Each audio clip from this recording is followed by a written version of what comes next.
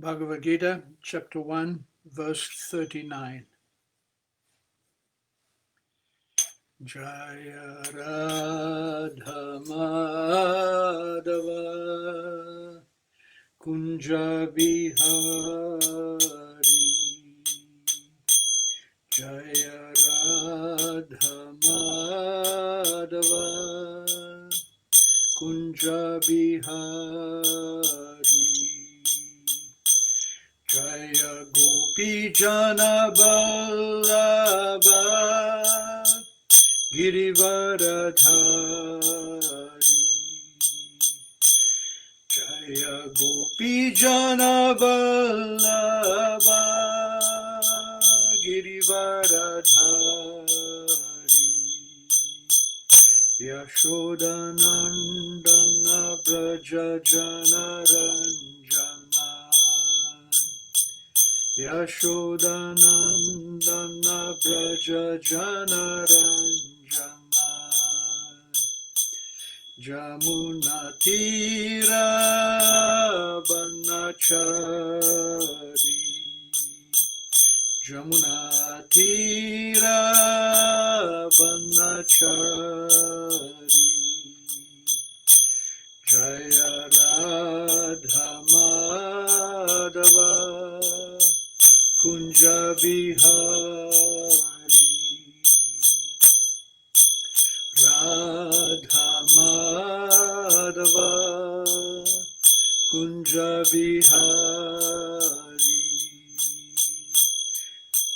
Gopi Jana Vallabha Girivaradhari Jaya Gopi Jana Vallabha Girivaradhari Yashodanandana Braja Jana Ranjana Yashodanandana Braja Jana Ranjana Jamuna Tira Banachari Jamuna Tira Banachari Jaya Radha Madhava Kunja Bihari Jaya Radha Madhava Kunja Bihari Jayam Vishnupada Paramahamsa Paribrajakachaja Stotara Sata Shri Srimadesi Bhaktivedanta Swami Srila Prabhupada Ki Jai Ananta Koti Vaishnava Vrinda Ki Jai Namacharya Srila Haridas Thakur Ki Jai Premsaka Ho Shri Krishna Chaitanya Prabhu Nityananda Shri Advaita Gadadhara Srivasari Gaura Bhaktivinoda Ki Jai Shri Shri Radha Krishna Gopa Gopinath Shama Kunda Radha Kunda Giri Govardhan Ki Jai Shri Vrindavan Mathura Dham Ki Jai Navadip Mayapur Dham Ki Jai Jamuna Mai Ki Jai Ganga Mai Ki Jai Bhakti Devi Ki Jai Tulsi Devi Ki Jai Samaveta Bhaktavrinda Ki Jai All glories to the assembled devotees. All glories to the assembled devotees. All glories to the assembled devotees. Hare Krishna. Welcome to the Bhagavad Gita class. A reminder to everyone that we are following the shlokas, the important shlokas that Prabhupada quoted during his preaching. So yes, Wednesday we did 1:1, chapter 1, verse 1, and the next verse that Prabhupada quoted is verse 39. So today we'll do chapter 1, verse 39. Kulakshaye pranashyanti kula dharma sanatana dharmenashte kulam kritvam adarmo bibhavatyuta. Kulakshaye pranashyanti kula dharma sanatana dharme nashte kulam kritsnam adarmo bibhavatyuta. Kulakshaye pranashyanti kula dharma sanatana Dharme nashte kulam kritsnam adharmo bibhavat yuta. Kulakshaye pranashyanti kula dharma sanatana. Dharme nashte kulam kritsnam adharmo bhyavati uta. Kulakshaye, in destroying the family, pranashyanti, becomes vanquished. Kula dharma, the family traditions. Sanatanaha, eternal. Dharme, in religion. Nashte, being destroyed. Kulam, family. Kritsnam, wholesale. Adharma, irreligious. Abhibhavati, transforms. Uta, it is said. Translation and purport by Srila Prabhupada. With the destruction of dynasty, the eternal family tradition is vanquished, and thus the rest of the family becomes involved in irreligious practices. Purport. In the system of Varnashrama institution, there are many principles of religious traditions to help members of the family grow properly and attain spiritual values. The elder members are responsible for such purifying processes in the family, beginning from birth to death. But on the death of the elder members, such family traditions or purification may stop, and the remaining younger family members may develop irreligious habits and thereby lose their chance for spiritual salvation. Therefore, for no purpose should the elder members of the family be slain. Kulakshaye pranashyanti kula dharma sanatanaha dharminaste kulam kritsnam hadharmo bibhavat yuta. So here we have Arjuna speaking, beginning his arguments to Krishna as to why he should not fight in a battle. Because the battle was between family members, cousin brothers, and their allies. Practically everyone connected with the royal family was involved in a battle. If everybody would be killed, if Arjuna took part in the killing, then the great number of the members of the Kuru dynasty would be slain. And then, therefore, guidance on how to practice spiritual life within the material body would be lost. Because obviously the leading members of the dynasty were on the battlefield. Now, it is a little difficult to understand the process of devotional service, the process of bhakti, without understanding that we are spirit souls. If we don't understand that the body is temporary, that the association with the body is temporary, that not only is the body temporary, but everything connected to it is also temporary, it will degrade, it will dissipate, and it will die. Whether it's my country, whether it's my family, whether it's my job, my properties, my knowledge, my richness, everything will finish at the moment of death. If we don't understand our spiritual nature. If we understand the spiritual nature of who we are, if we understand that we are passing through different bodies, life after life, and that sometimes we are promoted and sometimes we are degraded, if we don't understand that the human form of life is a wonderful and specific opportunity to understand our spiritual nature and work towards emancipation of the spiritual nature, and what is the greatest emancipation of the spiritual nature is to become free from the cycle of birth and death. But that understanding has to be there. Samsara davanala lida loka. The people in general are suffering in samsara, in the cycle of birth and death. For example, on Wednesday I was explaining a little bit about the history of the Mahabharata, and one of the events was that Ganga Devi she took birth in the material in the earth planets to marry King Shantanu.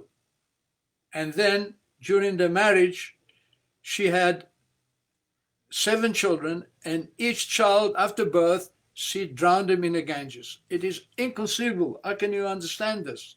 But there is a history behind it. The history is the Ganga Devi, she is a resident of the heavenly planets. She is able to enter into the assembly of Lord Brahma.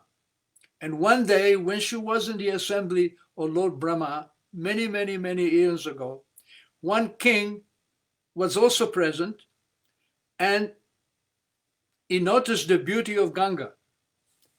And at the same time, when he was looking at the beauty, Lord Brahma saw, and he blessed him that one day you will both take birth on the earthly planet and you will marry. And the reason that Ganga took birth on the earthly planet is even more interesting, more complicated. It concerns the 8 Vasus. The 8 Vasus are great demigods. And one day they became attracted to the cow of the sage Vasishta. This Kamadhenu, this cow, could give unlimited food. So they wanted to capture this cow. And indeed, Dasu, the 8th Dew, the 8th Vasu, he personally kidnapped this cow. And because of this, they were cursed to take birth on the material planet in which we live. So they begged the sage to counteract the curse, and he said, I cannot withdraw the curse, but I will give you the benediction that you will take birth from the womb of Mother Ganga, and immediately after birth, you will be drowned in her waters and you'll come back to the heavenly planets.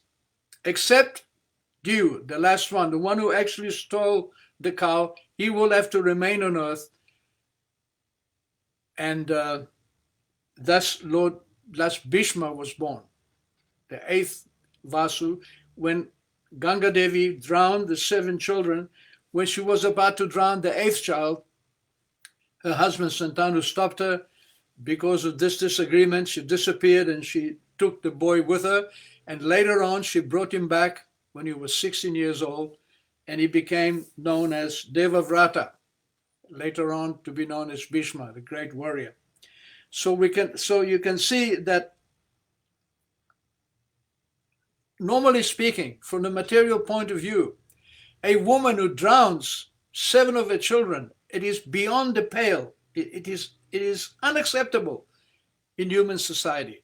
But if you understand the history behind this, the reason behind it, if you understand that these 7 drowned babies were actually great sages who had committed an offense, and they were actually given the chance to be liberated almost immediately by being drowned at birth, then it puts a different picture on the understanding.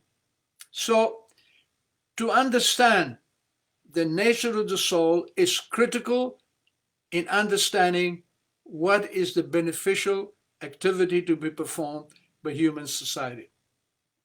Now here, Arjuna is speaking to Krishna in verse 39. Kula Dharma is saying there is a duty of the family. And the duty of the family, the duty of the elder members of the family of the dynasty, and by extension, the duty of the leaders of society, spiritual and material, the sages and the kings, is to understand that my family members, my subjects, my disciples are not the body. They are spirit souls. What is beneficial for them is not to increase their bodily necessities unnecessarily. What is beneficial for them is to increase their spiritual understanding. Understanding that this life is temporary. Therefore, in the Bhagavad Gita, Krishna begins by teaching that we are not the body. Dehino asmin yatha dehe komaram yoganam jara. He tells Arjuna, just see, the body is going from childhood to youth to old age. Komaram jara tata dehantara praptir. In the same way, when the soul comes to the moment of death, he gets another body. So when one speaks of the benefit of material life in relationship with the body, it is simply ignorance. It is illusion. It is like becoming a better prisoner in the prison. In the prison, there are Class A, Class B, and Class C prisoners. The Class C prisoners always are trying to get a better facilities to avoid forced labor, to get better food, to get better facility. And the B prisoners, they want to become A prisoners. Like Prabhupada gave the example that during the struggle for Indian independence, when Mahatma Gandhi was imprisoned, or when his chief associates were in prison, they weren't put in C class, they were put in A class. A class means they got the daily newspaper, they could make the tea, but they were imprisoned. So the material life is the same. Some people are suffering and they want to avoid the suffering and get a better body. But that is not the business. The business of Varna, here Arjuna is talking about Kula Dharma. Kula Dharma is part of the Varna Ashrama Dharma. Varna Ashrama Dharma is that society in which human civilization is divided into classes and into positions that are beneficial for spiritual enlightenment. So there are 4 varnas, 4 castes, and 4 ashramas, or 4 spiritual positions. Shudra, Kshatriya, Vaishya, and Brahmana, and Brahmachari, Grihastha, Vanaprastha, and Sannyas. So it is also mentioned in the Vishnu Puran, and indeed, when Lord Chaitanya Mahaprabhu had his famous discussion with Ramananda Roy, he asked Ramananda Roy, "My dear Ramananda Roy, you're a king, you're a king's servant, administrator, many people under your direction. What is the best for them? What is the best for human society?"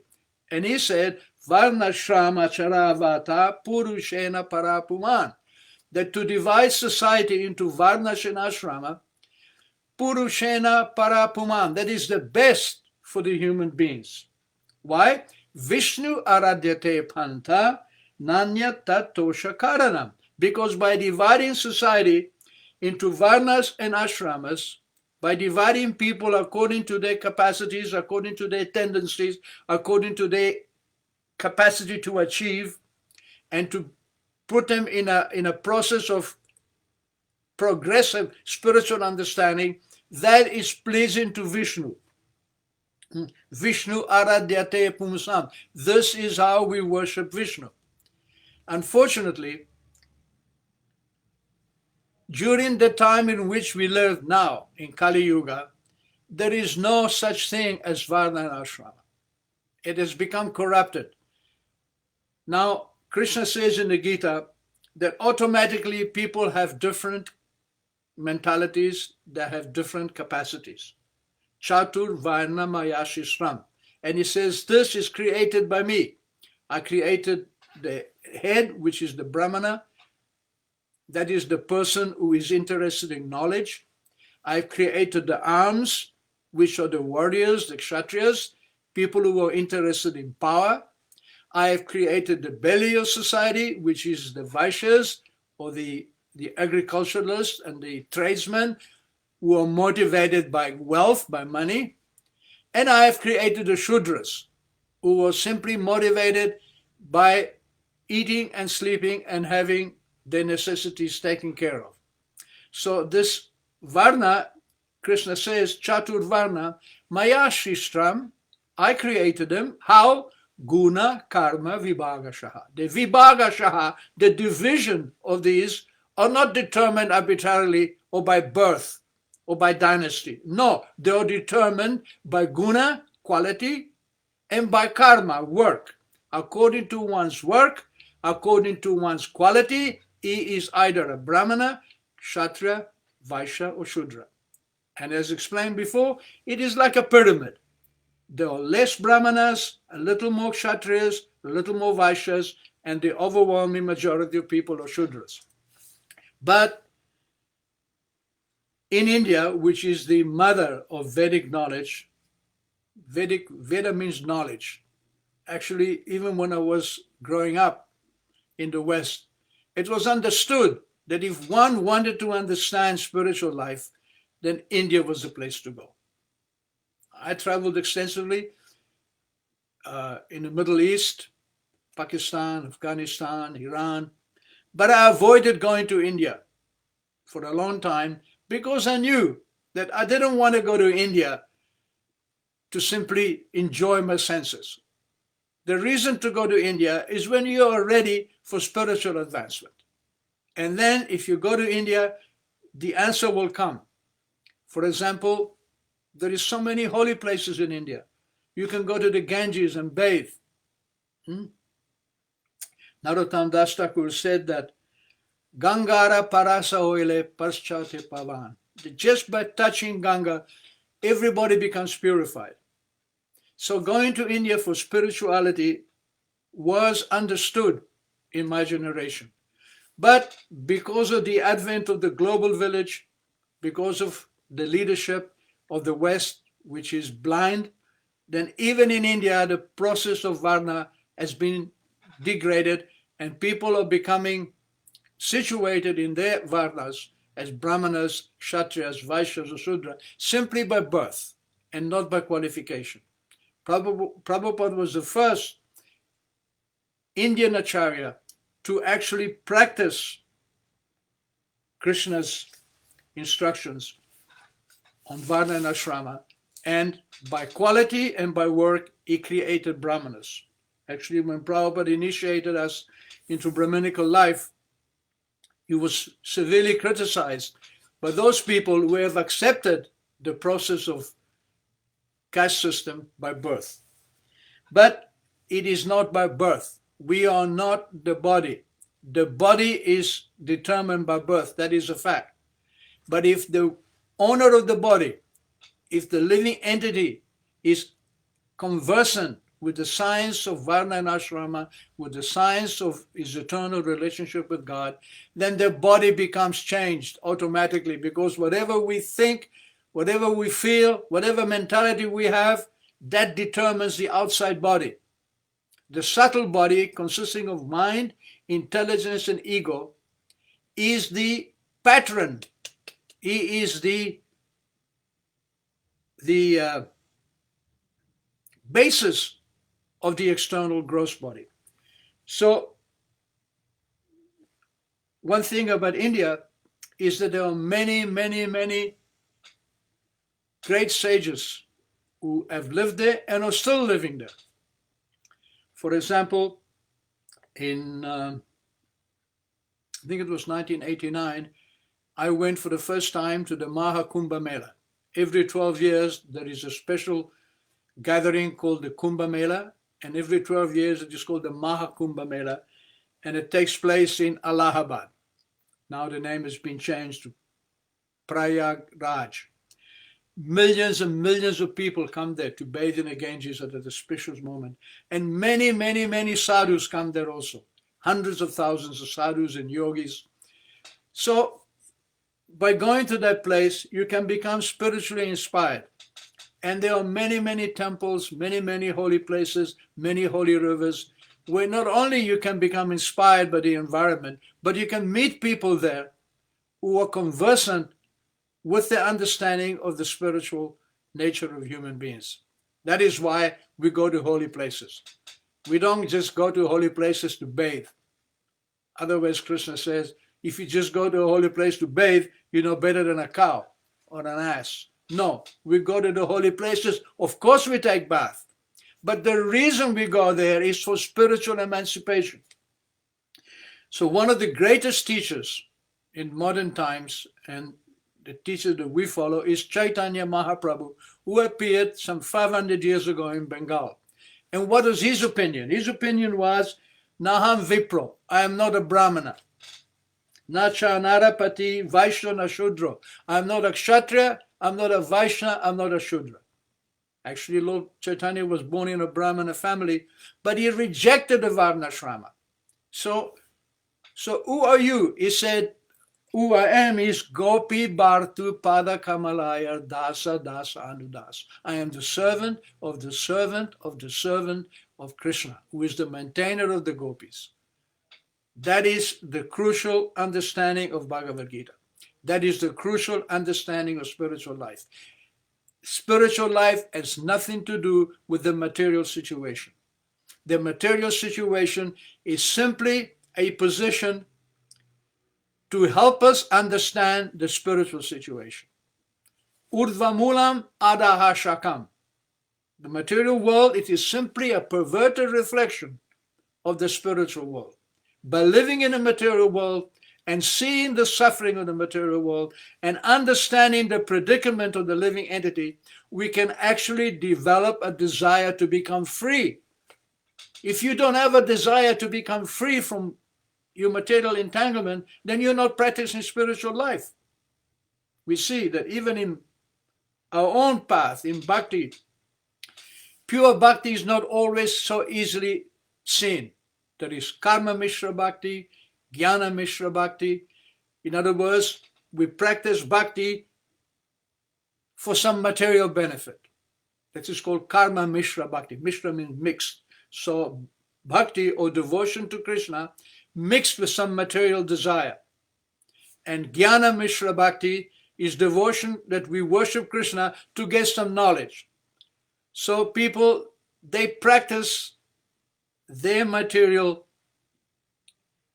talents for the pleasure of Krishna. But sometimes it is more for the pleasure of themselves. That I'm a great singer, therefore I will sing for Krishna. I will become a famous kirtanier, or I become a famous actor, or I become a famous giver of knowledge of classes. I will become a famous teacher, have many, many disciples. So doesn't mean that we cannot use our talents in the service of Krishna. No, we can. But we need to have the shelter, we need to have the direction of a pure devotee who can understand our nature, who can guide us spiritually towards perfection. And Srila Prabhupada was such a person. He could understand the mentality of the West. If we take shelter of Srila Prabhupada, then automatically our talents used in the pleasure of Krishna will become purified. We will come to the point where Gopi Bhartu Pada Kamalaya Dasa Dasa Anudas. We will come to the point of Dasa Dasa Anudas, being the servant of the servant of the servant, where we will understand that no matter what I do, if I don't satisfy the servant of Krishna, I will not be successful. Just like my hand, it is a servant of my body. It doesn't do anything independently. It is totally surrendered to the body. It will sit there. It will be ready to serve at any moment that I call upon it to do any service. Move here, move there, put there, put there. So we must come to this point. By the mercy of a pure devotee, we can actually connect to Krishna, and within the heart, Krishna will guide us in such a way that even if we use our talents in his, even if we become great kirtaniers, if we become great preachers, if we become great gurus, that material side will not affect us. It will become totally purified in the service of Krishna. So in this verse 39, Arjuna is objecting to killing his cousin brothers. And later on, next week, we will continue on the Bhagavad Gita, and we will see how Krishna defeats his argument. Because the main reason that Krishna wanted that battle, the main reason that Krishna wanted Arjuna to kill his enemies, was because he wanted to put Arjuna and his brother Yudhishthira as the kings of the human society. Krishna's business, Vishnu's business, is to have his representative responsible for the spiritual life of human society. Never forget that. Thank you very much. So, we have a few guests have come tonight. Sagar Kaware, Haribol, Atmavidya, Hare Krishna, good evening to all. Anna Maria, Hare Krishna, my businesses to the assembled devotees. Madhumangala Devidasi from Colombia, greetings, Hare Krishna. And Rob Ealings, Dandavat Pranams. Atmavidya comments, I love those excursions into Mahabharata and your explanations.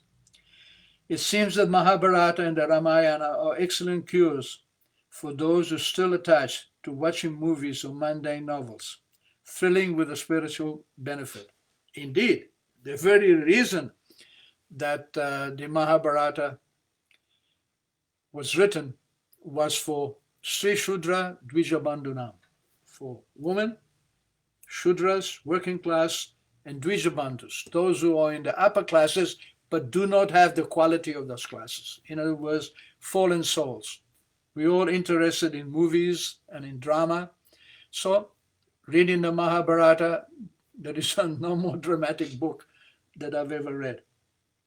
So thank you very much. If you have any more comments, please